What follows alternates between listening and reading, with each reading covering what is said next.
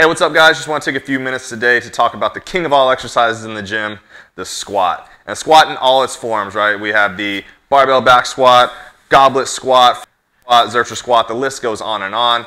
But for golfers and other athletes, it is the best movement in the gym to create overall total body strength, core stability, and drive from the ground. All right, so before we get started with the squat, we want to make sure we are properly prepared. So first up, starting down with the footwear, is we want to have a stable shoe, so no running shoes. So I like the Nike Metcons, or if you're limited in ankle mobility, I also have a weightlifting shoe, which I'll show you when I jump up on the barbell here in a moment. Or you can just go bare feet, so we have that good connection with the ground. When you're lifting with the bar, if you're putting it on your body like a front squat or a back squat, I like to wear a cotton shirt as opposed to your typical like Under Armour or Nike athletic shirts that are a little slick. These will actually help the bar stick to your body a little bit better. All right, so first up I'm going to show you the goblet squat. So this is a great one to start with if you're not familiar with doing any kind of squatting. So we'll safely grab the kettlebell, or you can use a dumbbell. So we're going to clean it up, get into a goblet hold position. That's here, right by your chest, your core is engaged. So I've got a couple weight plates here on the floor to do a heel raise goblet squat. For those that might be limited in their ankles, this is also a great way to start. So put your heels on the small weight plates, bell stays close to the body. Depending on your anatomy is how your feet are going to be turned out. So it can be anywhere between straight ahead to roughly about 30 degrees out, depending. All right. Then we're going to drop down into a squat. We want to make sure our knees and hips move simultaneously. Breathe and brace your core. Sink down into the squat. Ideally, we're looking for our hips to go below our knees and drive back up. Breathe, brace. Exhale on the way up.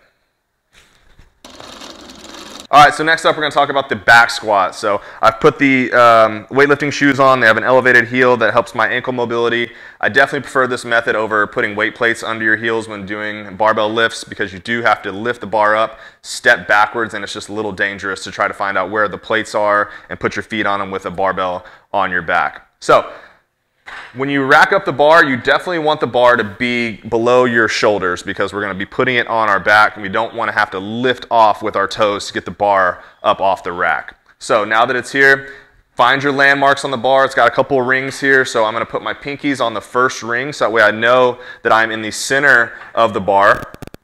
I'm going to step underneath the bar, squeeze my shoulder blades together to make a little bit of a shelf. Now from here, I want to lift, pull the bar into my back, lift off with both feet. A common error I see is people lift off with just one leg, right? We want to get underneath and have both feet planted, drive up, and then take one step back. From here, we do the same breath like we did with the goblet squat. Breathe in deep, brace the core, knees travel out over the toes, send the hips back and down, and drive back up.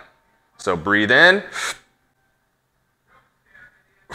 exhale on the way up. Safely rack the bar, step in, hit the bar to the rack, and ride it down.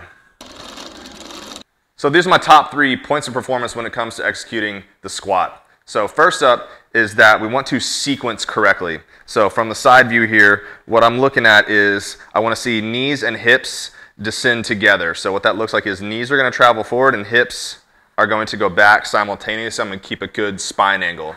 Too often I see one or the other happening first. So sometimes the knees will go first, and then we got to sink the hips back, right?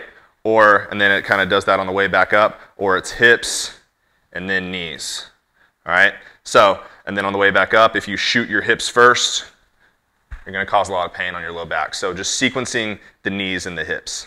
From this angle, we want to make sure the knees track over the toes, all right? So think about it this way, the knees kind of going over the big and second toe here, and then as opposed to caving in, which is pretty common. So we want to have a good drive out through the knees. That'll engage your glutes and keep the core nice and tight. So the last one is focusing on the core. So my friend over at Squat University has a good analogy about going down in a chest-high pool. So at the top, you breathe in. You're going to hold that breath as you drop down and go below the pool. Hold it until you would be back out of the pool. So those are my top 3 points of performance when it comes to performing the squat.